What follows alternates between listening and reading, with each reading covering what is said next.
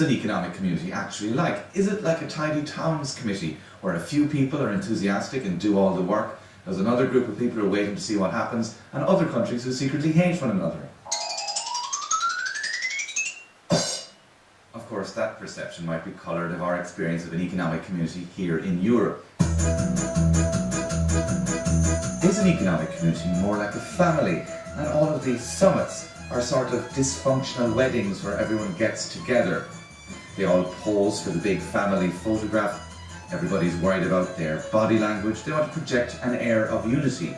But underneath the surface, are there divisions? For example, is Germany like the overzealous wedding planner, wanting to get everybody coordinated in for the perfect photo?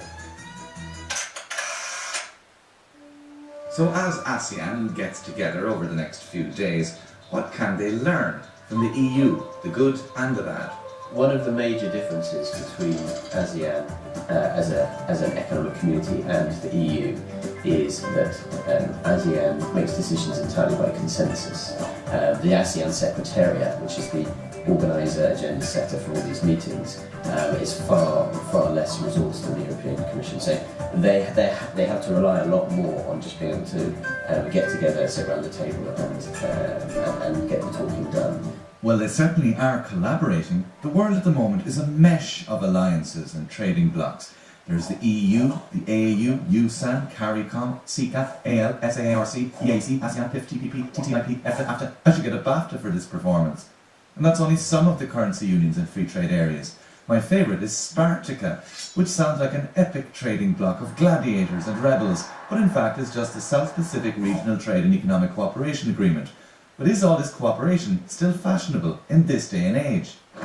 Quite simply, we need as many of these kinds of regional collaborations as we can possibly get, because we live in an age which is characterized by increasing gigantic global challenges.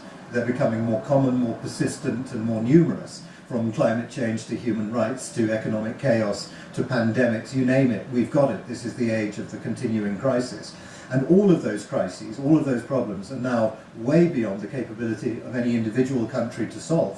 So cooperation and collaboration has got to be the order of the day. So, whether an economic community is a tidy towns committee or an awkward family wedding, as ASEAN sits down over the next while, the question emerges.